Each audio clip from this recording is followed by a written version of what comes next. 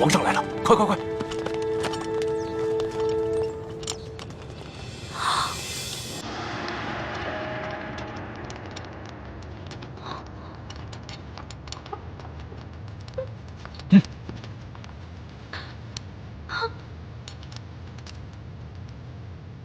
你见了皇上，为什么不跪呀？你是皇上？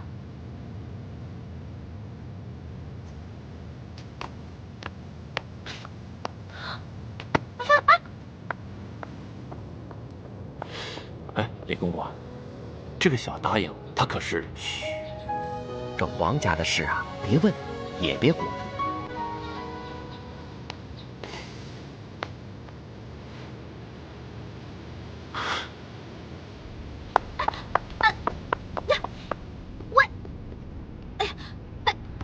你到底是谁啊？你是皇上还是龙三啊？嘘，我不是皇上，我是龙三。那外面的人为什么称呼你为皇上，还给你跪下了？我真的不是皇上，我只是长相和声音都酷似皇上，所以啊，被皇上选做替身了。你是皇上的替身？对呀，我只是皇上的替身。我们这大清啊，虽说入关数十余年，可是根基还未稳，这皇上又还年少，刚刚亲政不久。不管是那些签名余孽，还是那些妄想谋朝篡位的权臣，都有暗杀皇上的企图。就拿这个鳌拜来说，连顾命大臣苏克萨哈都敢杀，还勾结内侍给皇上下毒。所以啊，皇上时常让我扮成他的样子。我就说嘛，你吓死我了！你怎么可能是皇上呢？你要是皇上的话，怎么可能半夜三更的去御膳房偷东西呢？还跟我结拜兄弟了，是不是？对对对。所以皇上3日侍寝不肯让我看他的样子，一直戴着面具，就是怕我发现，是不是？对呀。所以你现在知道了，为什么你在宫里面打听不到侍卫龙三这个人？因为我不是普通的侍卫，我不站班儿，我只是在必要的时候出来替皇上一下。那也就是说，你是皇上的替身，那也就得替皇上挨刀子了。我身为臣子，当然要效命于皇上了。再说，皇上待我不薄，我也是心甘情愿替他卖命。龙小弟，你太可怜了。你说你当皇上的替身，皇上对你好，说白了就是让你去给他卖命。哼，从古至今，所有的皇帝都一个样，自私自利，全都是冷血无耻之徒。老大，你就别当我的面说皇上的不好了，你这不是为难小弟吗？哎，你今儿怎么想起跑这御书房来找我了？还说呢，几天都不理我。我有重要的事情要告诉你。重要的事情？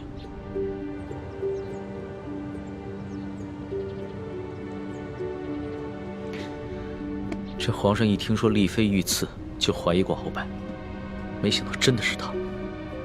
可不是嘛，这个鳌拜勾结内侍，行刺嫔妃，简直是胆大包天，把皇上都不放在眼里。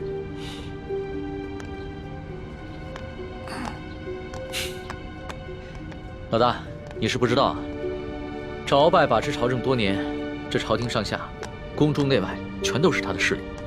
皇上暗中派人查探了几天，也没有抓住他半点把柄。那难道就这么算了？小不忍则乱大谋，眼下还不是跟鳌拜翻脸的时候，所以只能当做暂不知情了。这个鳌拜贼心不死，还逼着我哥哥要去刺杀厉贵人。你务必跟你哥哥说一下，千万不要听命于鳌拜。皇上已经在暗中想办法铲除鳌拜了，所以要拜托你哥哥多跟鳌拜周旋一段时间了。哎，放心吧，我哥哥啊肯定不会助纣为虐的。不过你说这个小皇帝他的计划可行吗？会不会很危险啊？老大，这皇上呀，可不是你想象当中的那个风流好色之徒。他呀虽然年少，但是有勇有谋，也算是一代明君吧。龙小弟啊，你就是天生当奴才的命啊！我说，都这个时候了，还替你那个皇上主子说话呢，他能有什么很高明的策划呀？按照我的想法，他呀就是不把你的命当命，关键时刻让你去给他当替死鬼，知道吗？老大，你就别当着我的面说皇上的不好了，你这不是为难我了吗？行，我就是因为把你当兄弟，所以我跟你说话才不避讳。既然你不想让我这样说的话，那以后就捡好听的，假的话跟你说呗。好了，我这气量没那么小，气会连一个小姑娘的口无遮拦都容不下。我知道，你之所以骂皇上，是因为担心我的安危，对吧？当然了，龙小弟，在这个世界上，除了我的亲人，你就是我最亲的人了。你听我的啊，你可千万别因为什么你的皇上、你的主子去卖命，关键时刻你得记得保护好你自己，千万别于衷，知道吗？好，你就放心吧，我可以悄悄地把皇上的计划告诉你。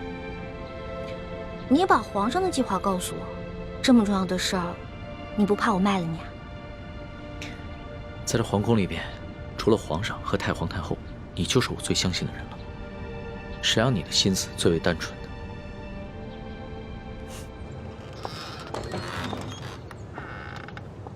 李德福，送欢答应回永和宫。这。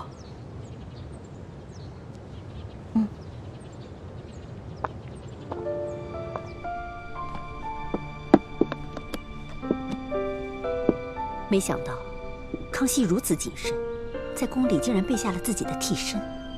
在我们入宫计划方案中，第一步是拿到铜匣，第二步就是刺杀康熙。我们一定要周密计划，务必要分清楚谁是替身，谁是真正的康熙，确保一击成功。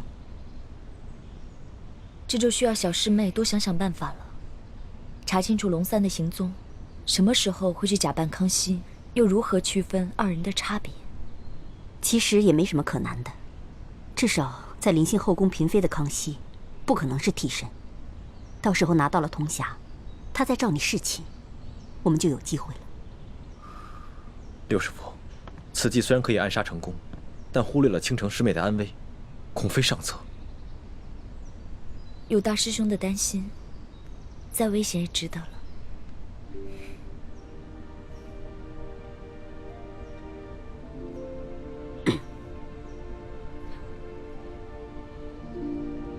这行刺康熙的行动是下一步计划，还早着呢。我们还是现在想一想接下来的行动。康熙居然会派几个会摔跤的小子去擒拿鳌拜，这个计划比我们未来行刺的计划更加冒险。不如我把康熙擒拿鳌拜的计划告诉鳌拜，鳌拜岂会坐以待毙？到时候他们君臣内斗，无论谁赢谁输，我们都可以坐收渔利。什么？康熙在暗中训练几个小太监、小侍卫摔跤，想借着摔跤的游戏擒拿老夫。你这消息来源可靠吗？他已经开始怀疑行刺厉贵人的幕后主使就是中堂大人，所以加强了对厉贵人的保护。卑职想尽办法，也无从下手。这康熙少年老成，若是他真的想拿下老夫，那他绝不会向任何人透露半点风声。更何况，老夫乃大清第一勇士，这康熙岂会指望几个只会摔跤的少年就能拿得下老夫呢？这种计划太过儿戏了。说不定他们是想钓鱼吧，想让老夫主动上钩。若是老夫先动手，那就中了他们的计了。那他就可以名正言顺地下诏拿下老夫了。中堂大人思虑周密，卑职佩服。不过，宁可信其有，不可信其无。若是皇上单独召见中堂大人，大人小心防备为好。老夫这大清第一勇士可不是浪得虚名，又怎会怕他那几个只会摔跤的少年呢？更何况老夫在宫中埋伏下了不少的心腹死士。若是康熙小儿真的敢冒险与老夫翻脸，那老夫定会让他后悔莫及。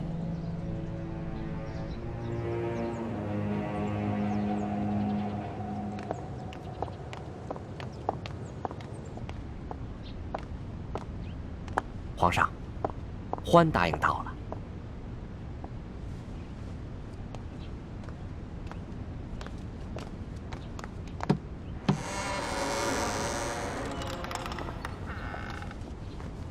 奕欢，叩见皇上。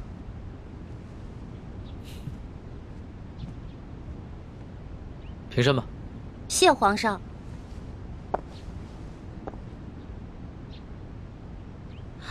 嘿，是你呀，龙小弟！哎呦，你小气的，你给我装什么皇上啊？这皇上跟龙三竟然长得一模一样，你怎么知道在你面前的是龙三，不是皇上呀？我怎么可能不知道啊？哎，皇上啊，那3日侍寝，虽然把灯光调得很暗，而且还戴了个面具，但是我可以看他的眼睛啊，他的眼神跟你完全不一样。你的眼神呢，温柔体贴，他不是。皇上看你的眼神很冷漠疏远吗？也不是。他看我的眼神有一种猎人看猎物的感觉。哎，我也说不清楚，反正那种感觉就很奇怪，就是觉得他不是什么正经皇帝。要不是你们俩眼神不一样啊，我还真认不出来。哎，对了，你叫我来干嘛？我这次叫你过来呢，是想跟你道个别。道别？你要去哪儿啊？还记得我上次跟你说过的要擒拿鳌拜的计划吗？今天就是计划展开的日子。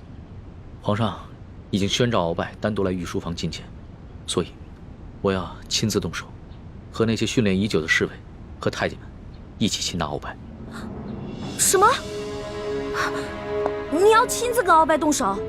鳌拜可是大清第一勇士，你亲自动手你就死定了。鳌拜一日不出，皇上就无法真正亲政。而且，鳌拜手握军权，皇上也不敢下旨捉拿鳌拜。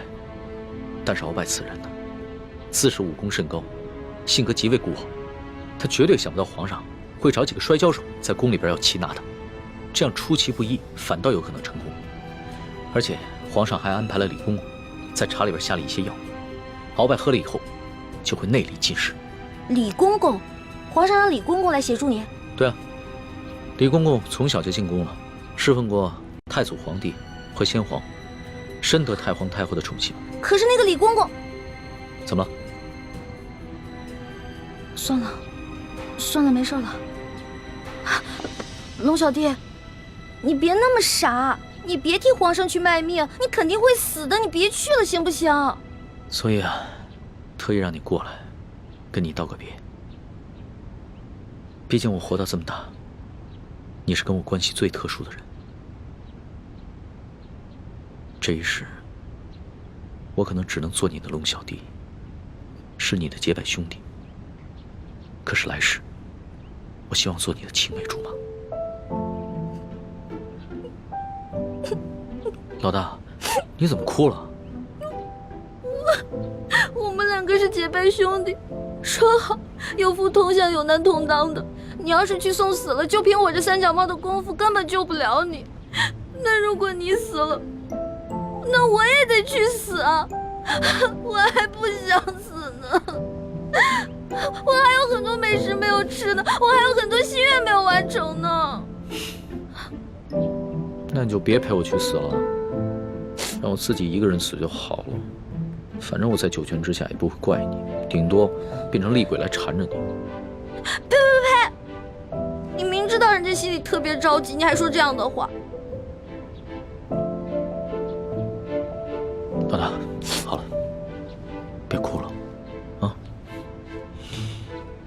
这个计划，它又不一定会失败，也许就成功了呢。道完别了，你先回永和宫，等消息吧。龙小弟，只能这样了吗？没有什么更改的可能了吗？只有过了这一关，皇上才是一条龙，要不然的话，他只是一条虫。那你等我一下。你要干嘛？哎，不许进来啊！我没让你进来，你不许进来。哎，不许进来。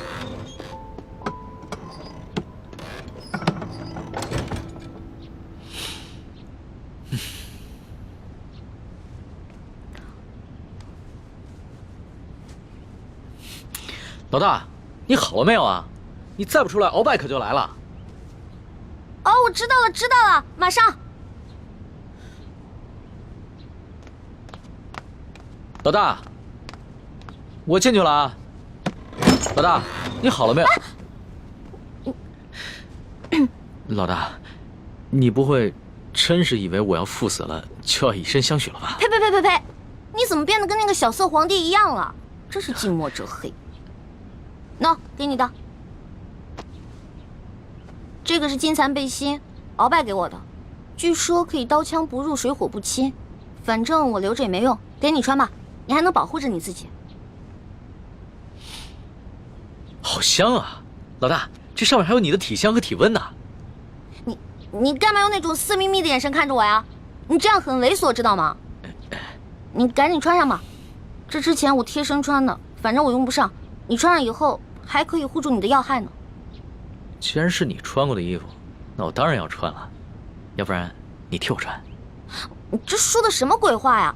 我不想理你了。哎，老大，哎，老大，我是你老大，你是我小弟，所以你得听我的，知道吗？不能死。是，遵命。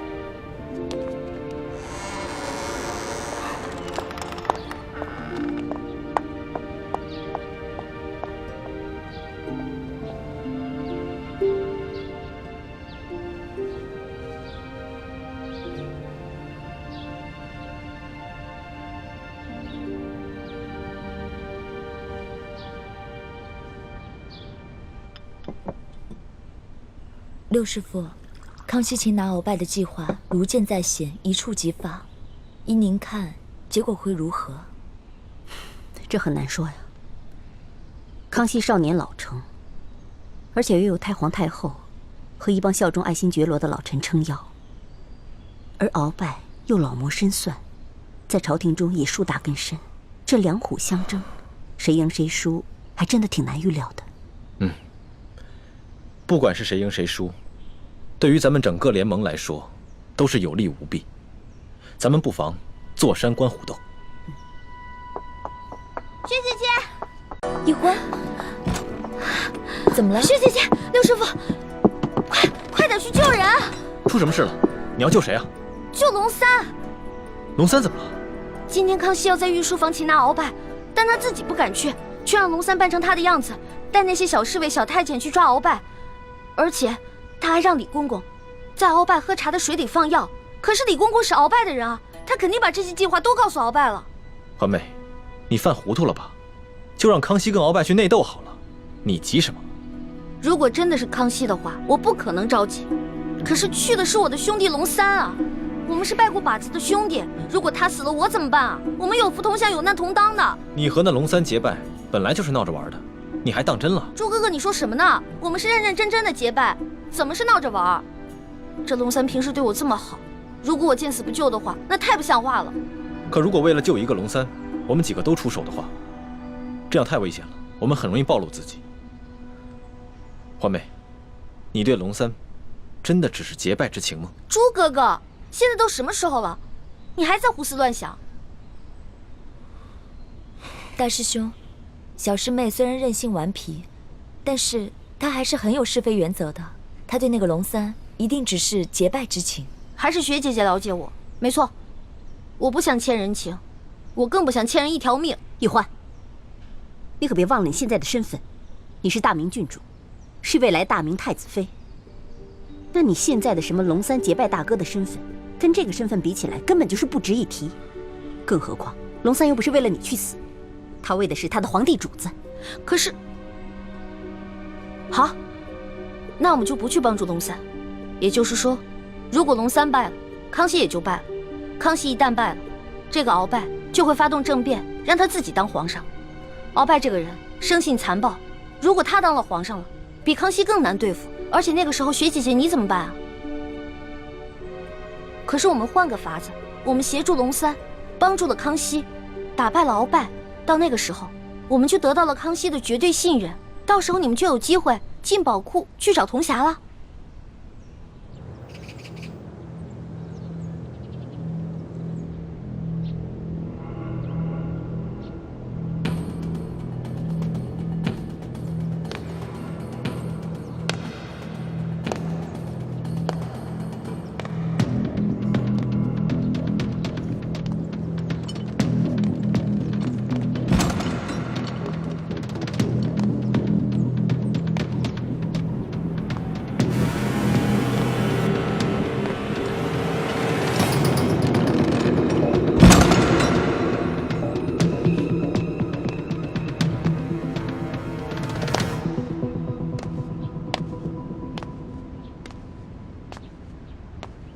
奴才参见皇上。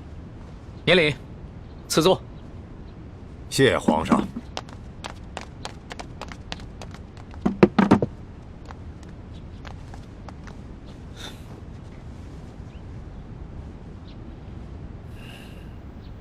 此茶。这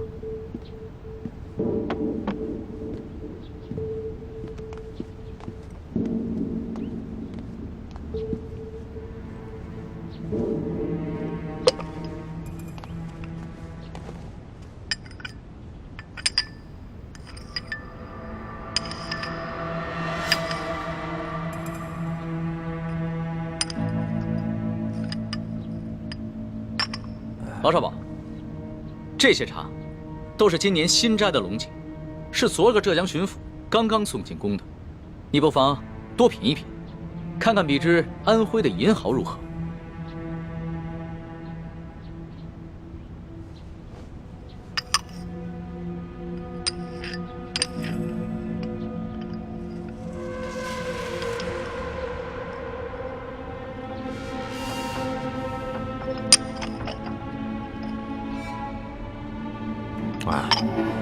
奴才是个粗人，什么茶到了嘴里都是一个味儿。皇上宣召奴才，有何事垂询啊？老少保，你不妨先看看这些奏折。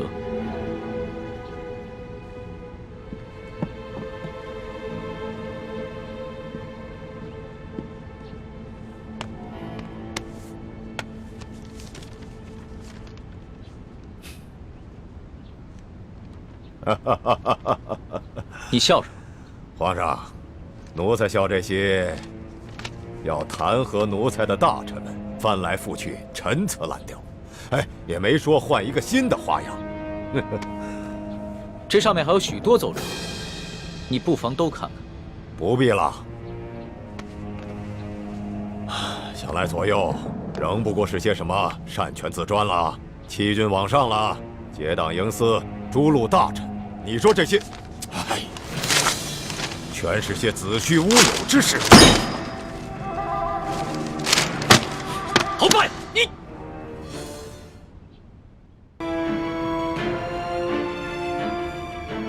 皇上，这数十位联名上书的大臣，分明就是在构陷奴才，这是在离间你我的君臣之义，这简直就是对皇上的大不敬。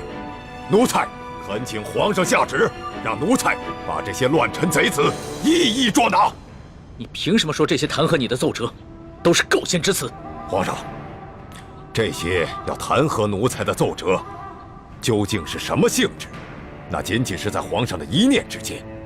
现在就看皇上是相信要弹劾奴才的这些大臣们，还是要相信奴才了。鳌拜，你当着朕的面撕毁奏折，言语无状，在你的眼里还有朕这个皇上吗？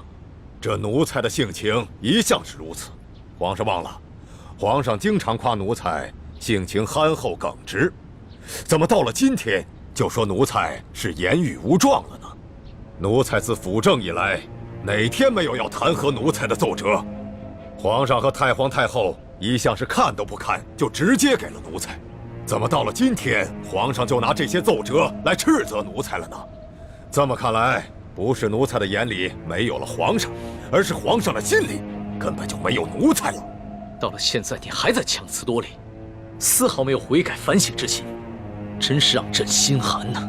好了，皇上，你也不必处心积虑地挑奴才的刺儿了。皇上现在无非是翅膀硬了，想独揽大权，嫌奴才碍眼了。还是老话说得好，鸟进弓藏，兔死狗烹。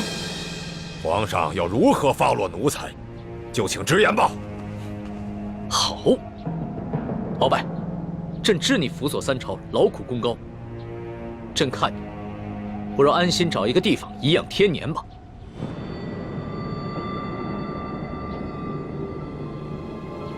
皇上真是体恤奴才啊，奴才真是感激涕零啊。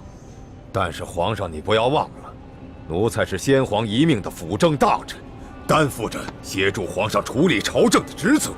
现在皇上身边奸臣环伺，奴才尚未清君侧，又如何敢颐养天年呢？鳌拜啊鳌拜，想不到你还是如此执迷不悟，真是有负先皇深恩，枉费朕的一片苦心。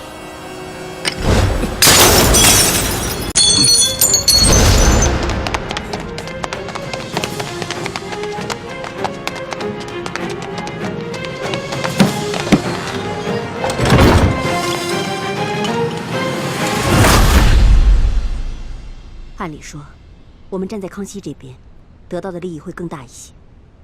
可是现在我觉得，鳌拜获胜的可能性会更大。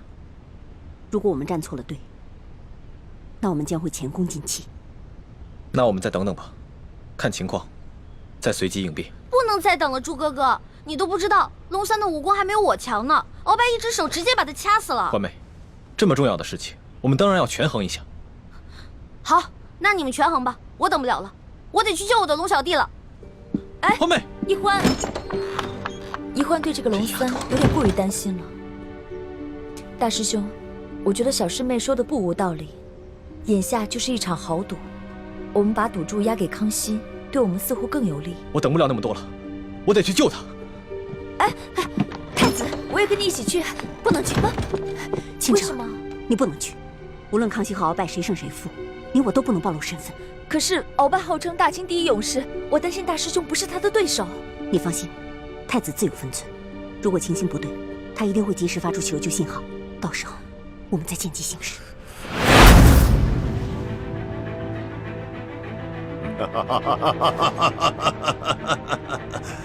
玄烨呀，玄烨，没想到你如此小瞧我鳌拜，像你这般狂妄无知，又怎守得住我大清的江山呢？好，那老夫就先送你去见先帝，再另立新君吧。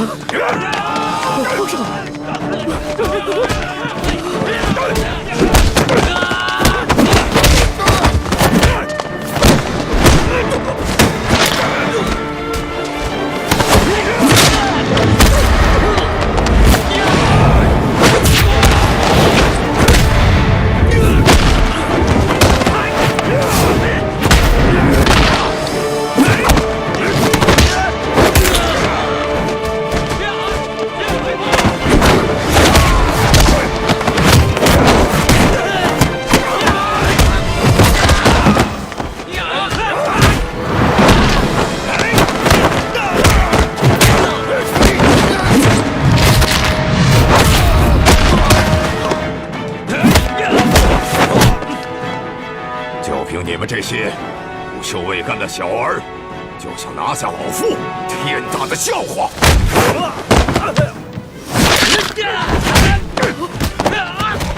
李德福，朕让你准备的东西你备好了吗？回皇上，奴才岂敢抗旨？奴才确实在闸里下了那粒伞，奴才也不知道为何会失去效果呀。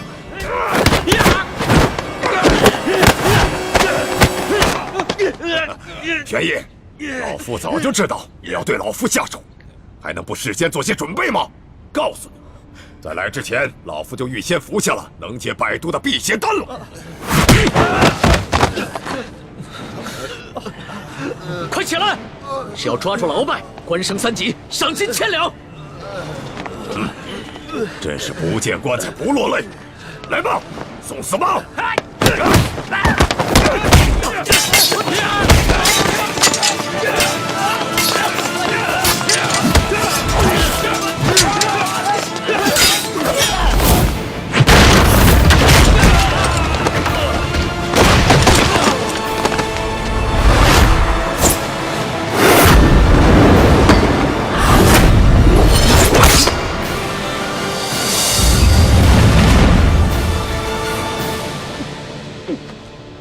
皇上，你这是想和老夫比试武功吗？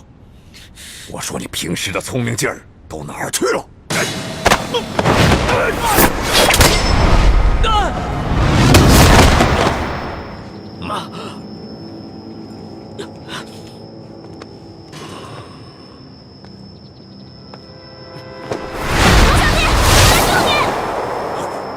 没事吧？易欢，你疯了吗？你这个月的大补丸不想要了吗？义父，对不起了，请恕干女儿要大义灭亲了。你别忘了，你哥哥和你都服下了老夫的大补丸。我告诉你，一旦毒发，你们会死得苦不堪言。鳌拜，咱们来做个交易吧，你放了皇上，我也求皇上放了你，怎么样？老夫真是看走了眼了。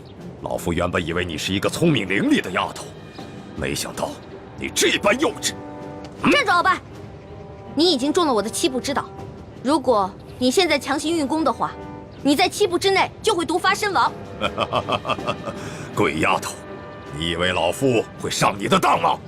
就算老夫中了7步刀，也会在7步之内一样先毙了你们的命，让你们为老夫陪葬的。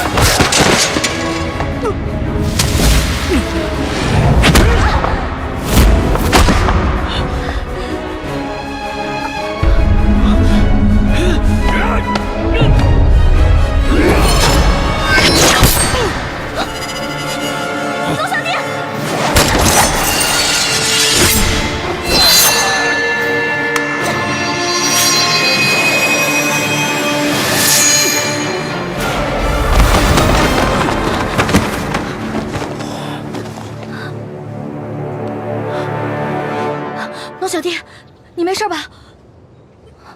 来，慢点。没事，还好有你的金层背心。拦住他们，我去救皇上。你去吧。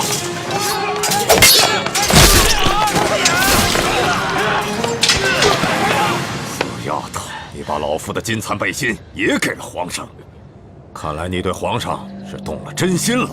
只可惜，就算是皇上穿了金蚕背心，老夫也一样要他的命。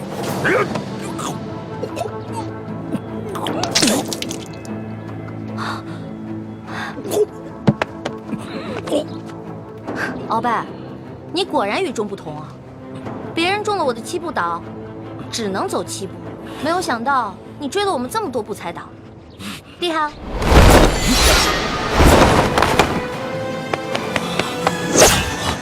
朱哥哥，剑青，快杀了这个小皇帝，杀了他，杀了他，就是大功一件。老夫就会把你们兄妹2人的大补丸的解药给你们，还会升你为太医院的院判。快，杀了他！朱哥哥，好，你可别糊涂啊！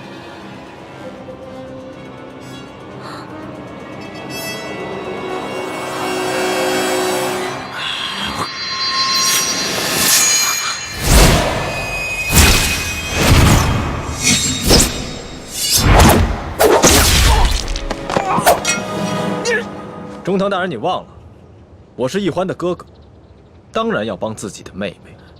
你们这大补丸的解药都不想要了吗？中堂大人，你又忘了，我是大夫，大补丸的解药我会解出来的。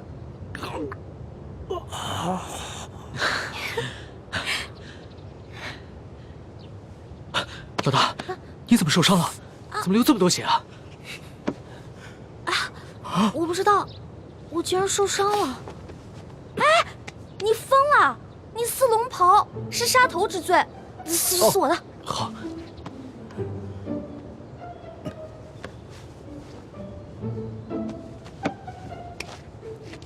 哎，等等，皇上，奴才这有手绢啊。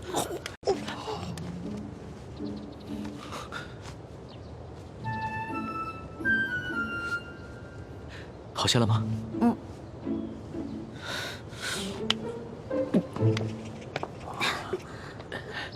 鳌拜，你别不服气，没想到你这个人不仅有勇无谋，还有眼无珠。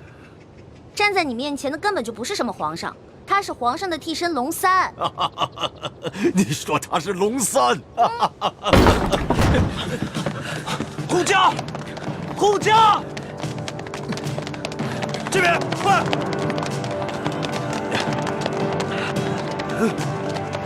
启禀皇上，情况果然如您所料，这宫中藏着数十个鳌拜的手下，奴才按照您的吩咐早有准备，才顺利的将他们拿下。好，擒下鳌拜。这，来人，拿下鳌拜。这，他真是皇上？对，这就是当今皇上。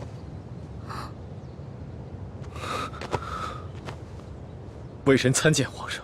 丫头，你白长了一双大眼睛，中看不中用。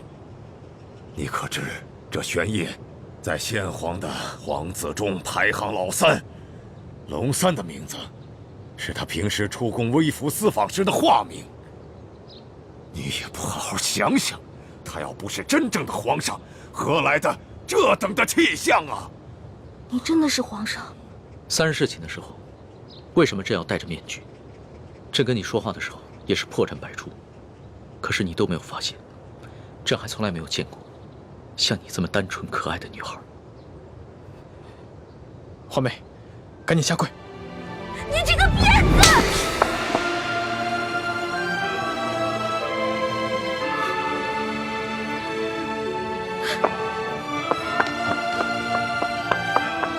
皇上，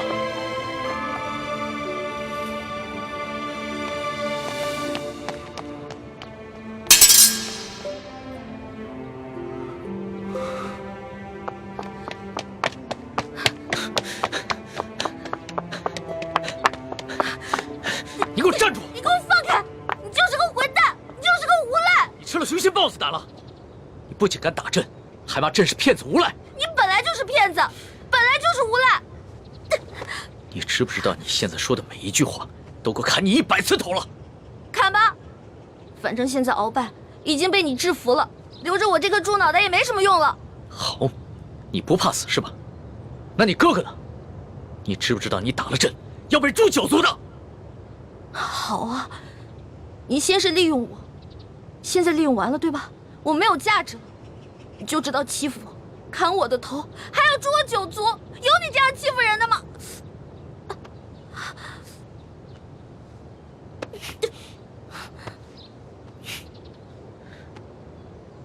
伤口这么深，你还乱动？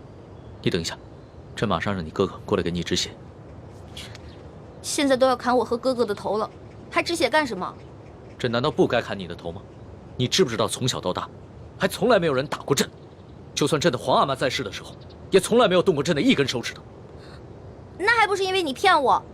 你跟我说你不是皇上，你是龙三，我是你的老大。那小弟做错事了，老大教训一下怎么了？那要你这么说的话，还是朕的错了。没错，就是你的错，谁让你骗我了？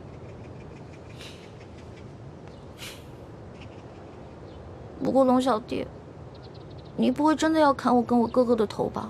你说呢？你当着那么多人的面打了朕，朕要是不惩罚你一下的话，还怎么君临天下呀？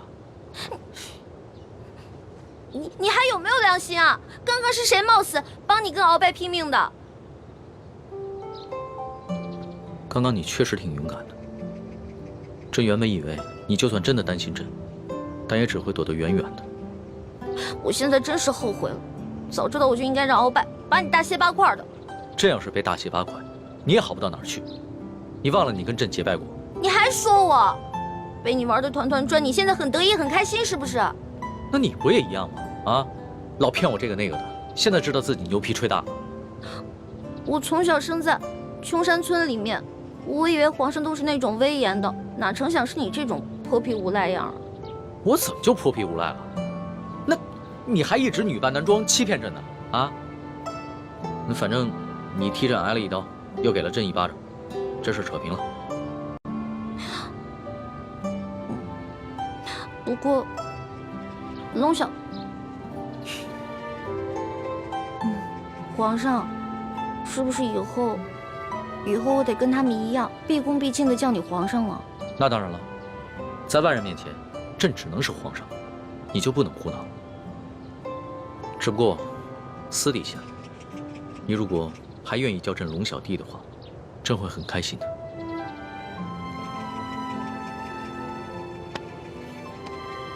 是不是疼死了？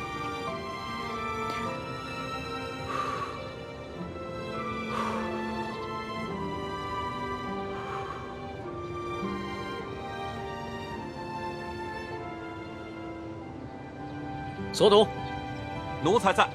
朕封你为国史院大学士。奴才谢主隆恩。还有你的那些属下，护驾有功，全部每人晋升一级，赏白银1000两。谢皇上，奴才遵旨。皇上万岁万岁万万岁！平身吧。这。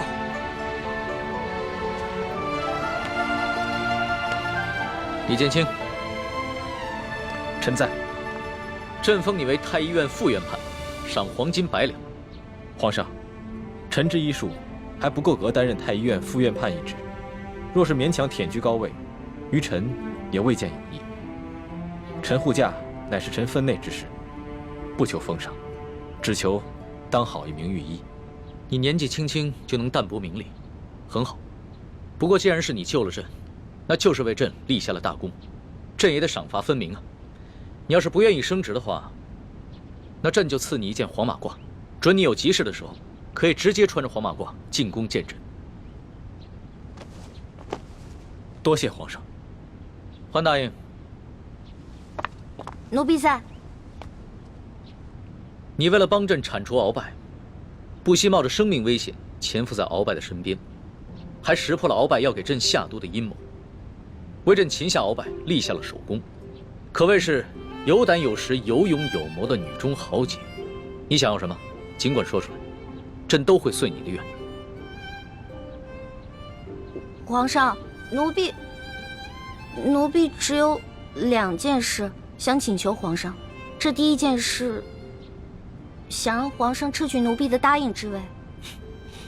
朕本来就要准备取消你答应的封位，封你为嫔，让你做一宫之主。皇上误会了，奴婢不是嫌答应的封位太小，而是奴婢只想做一个小小的宫女。为什么？因为奴婢的满八旗身份是鳌拜帮我伪造的，之前为了迷惑鳌拜，所以皇上给奴婢封了一个答应之位。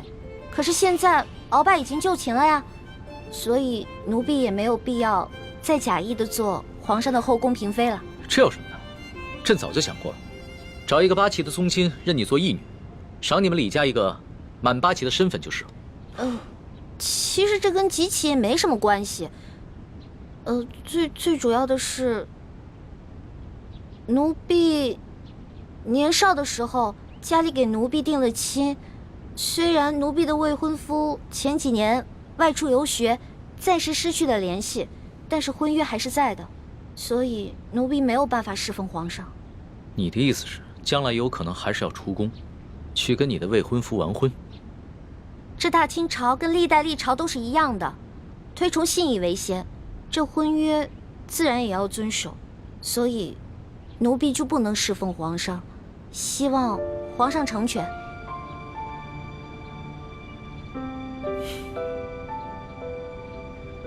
你既然不愿意做朕的嫔妃，那朕也就不强求你了。你毕竟是立下了大功，朕也不会让你做一个普通的宫女。这样吧，朕就留你在御书房，做朕的笔墨侍书。等将来你的未婚夫有了消息，朕就让你出宫去和他完婚。奴婢谢皇上恩典。这个笔墨侍书，以前宫里是没这个职位的，而是朕特意为你而设。你既不是后宫嫔妃，也就不适合住在东西12宫中的任何一宫之中。这样，让人在后宫之中找一处幽静的住所，赐名永乐斋，暂时拨给你住。谢皇上恩典。那你的第2个要求呢？我第2个要求很简单，奴婢知道皇宫里有一个宝库，里面有好多奇珍异宝，奴婢想进去转一转。你还真是个小孩心性。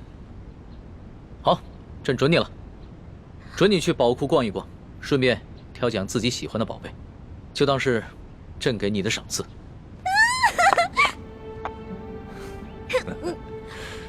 多谢皇上恩典。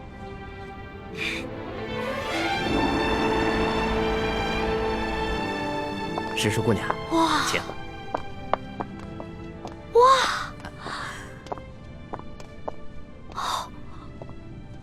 公公，这皇宫宝库里面有这么多的宝物啊！是啊，我都不知道挑什么了。石叔姑娘，我跟你说，这宝库中的奇珍异宝啊，有数十万件。姑娘喜欢哪一件，告诉我，我来帮你选。李公公啊，你可知道皇上为何让我来选宝物啊？这个不知道，但是我知道，如今姑娘可是皇上身边的大红人呐。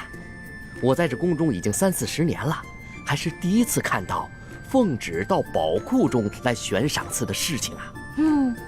来，这皇上啊，让我来挑宝物啊，实际上是给我下了道密旨，是让我来这儿找铜匣的。哎，但是这事儿除了皇上知道，只有你我知道，不许告诉第4个人啊。奴才明白，姑娘你放心，我在这宫中当差好几10年了，就一样好处，嘴巴紧，从来不乱讲话。这个好，继续保持啊。好，走，我带你去看看册子啊。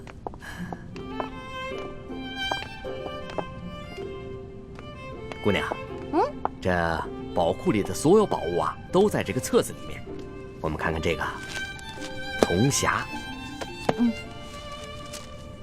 这个是铜匣的，你看看，这个宝库里的铜匣呢，一共有174件，不知姑娘想要哪一件啊？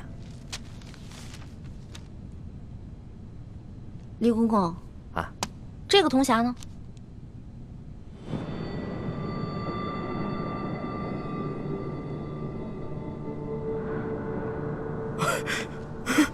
姑娘饶命啊，姑娘！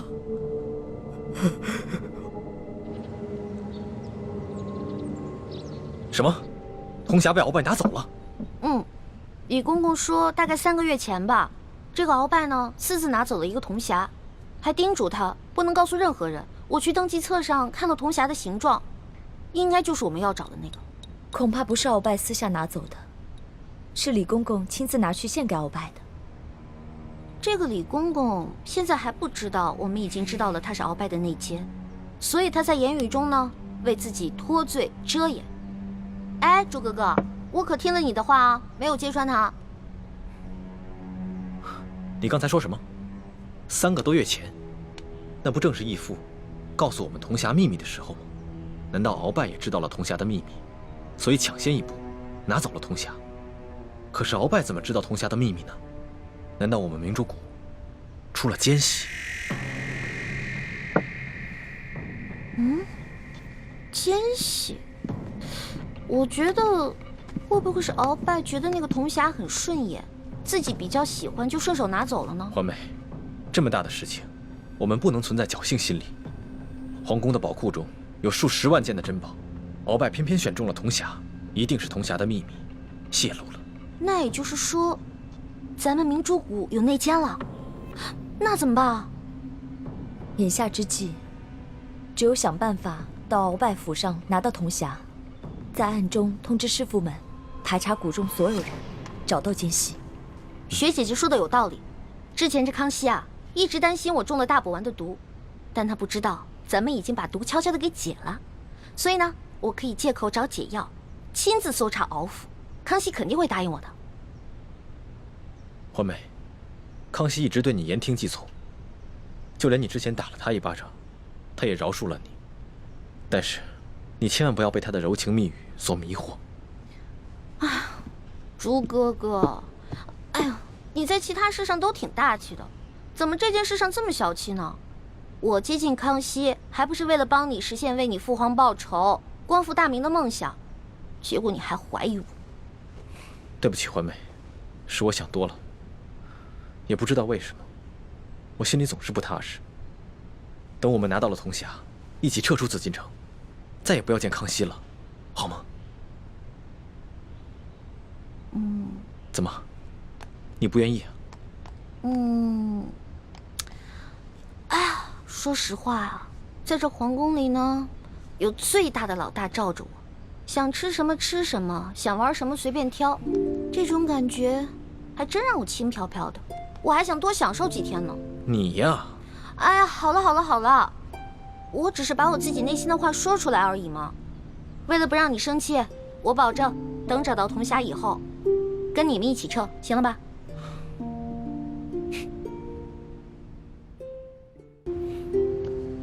老大，谢谢你。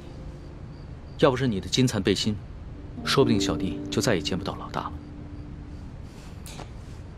哎呀，这个金蚕背心我穿着也没什么用，我跟这世上的人无冤无仇的，也没有人想害我。倒是你，虽然高高在上，所有人都对你很恭敬，指不定多少人想害你。拿着吧，给你了。既然你这么关心朕，那朕可就收下了。你知道这件金蚕背心的来历吗？我只知道这个是先帝赐给鳌拜的。这件金蚕背心呢，是前明崇祯皇帝的贴身之物。这个崇祯皇帝生性多疑，唯恐被人刺杀，所以花重金从海外购得了这么一件宝物。可惜啊，最后他还是丢掉了天下，吊死在了梅山。就跟这个鳌拜一样，曾经权倾天下，现在不也照样变成了一个阶下之囚？所以啊，这执掌天下之人，可不能靠什么宝物防身，必须以仁德治天下。只有天下太平，这做皇帝的才会太平。龙小弟，你这一本正经说话的样子，还真像个皇帝啊！什么叫像个皇帝？朕本来就是个皇帝。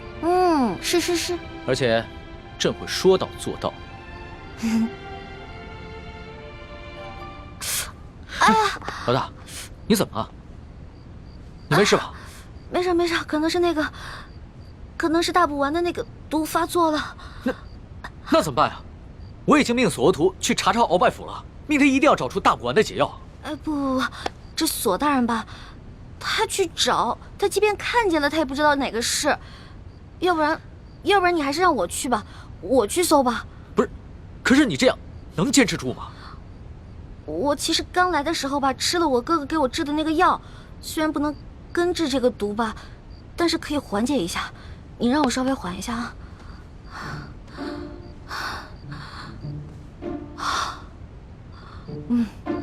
好多了，应该没问题了。行吧，那你就赶紧拿上朕的金牌，去鳌拜府查吧。龙小弟，如果我去搜的时候看到一些金银财宝，我能不能顺便带走点儿？老大，你在宝库里边挑了那么多宝贝，还不知足？钱是个好东西嘛，多多益善啊。你呀，真是个小财迷。所以，龙小弟，你这话是答应了？谢谢龙小弟。这样，等我发了大财以后，一定带你去京城第一酒楼吃顿好吃的，行不行？好，就这么定了。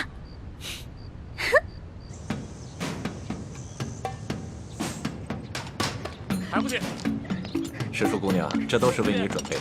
来，尝一尝，应该是不错的啊。经典一下。好吃。好吃吗？好吃。啊。翡翠石剑，这边。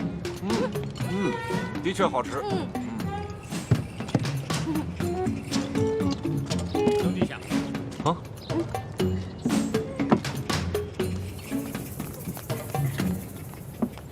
表姨夫，这是查抄的物品清单，您过目。啊。这大补丸的解药，府中里里外外、上上下下都搜了个遍，还是未能找到。这怎么能行啊？大补丸解药是最重要的东西啊！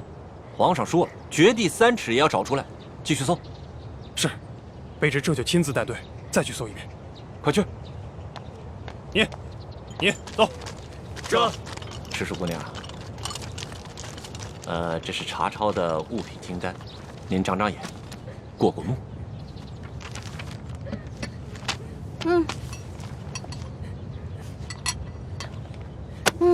不用看了，这个不对。不对。哪里不对啊？啊，赤树姑娘。这个清单啊，肯定不对。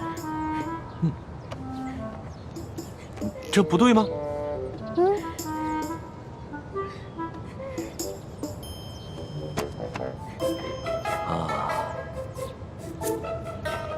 好，赤树姑娘，咱们能不能借一步说话？好啊。走。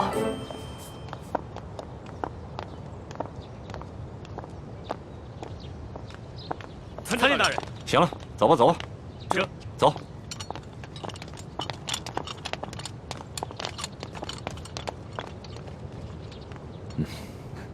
索大人，有什么话您就直说吧。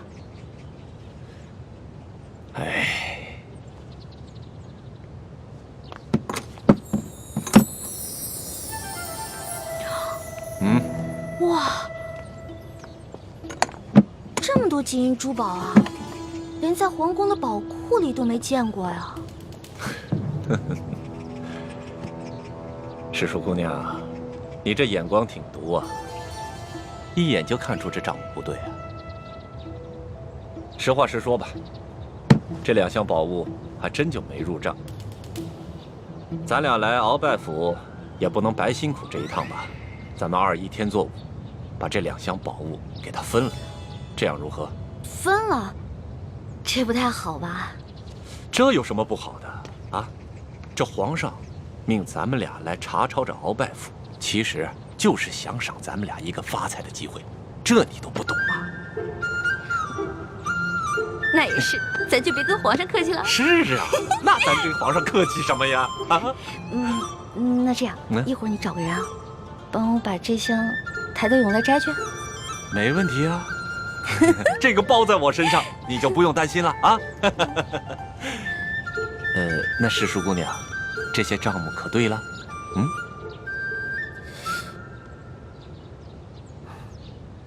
不对，还是不对啊？什么不对啊？赤树姑娘，这还有哪儿不对呀？啊？这个不对。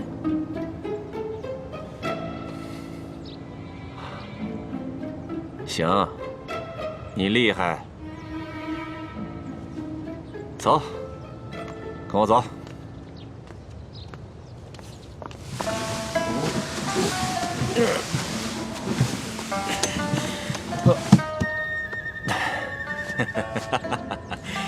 哎呀，赤树姑娘，这是我藏的最后1箱的宝物了，啊，没入账的宝物了。这个箱子也没有。鳌拜到底将铜匣子放到哪儿了？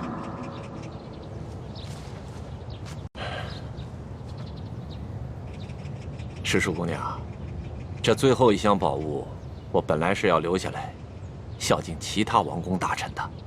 你想啊，咱俩捞到了这查抄鳌拜府的肥差，这朝里多少眼睛盯着咱俩也不能不懂规矩啊，是不是？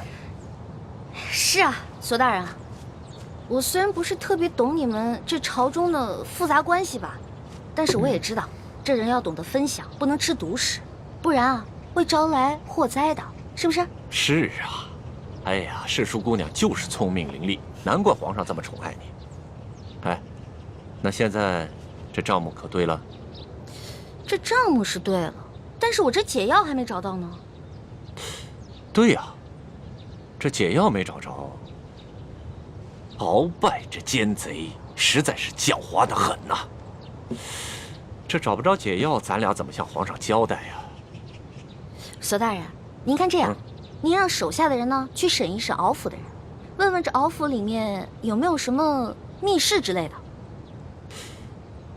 对呀，我怎么就没想到这一点呢？啊，哎呀，还是诗书姑娘更胜一筹啊！那咱这个先放着，查解药去。走。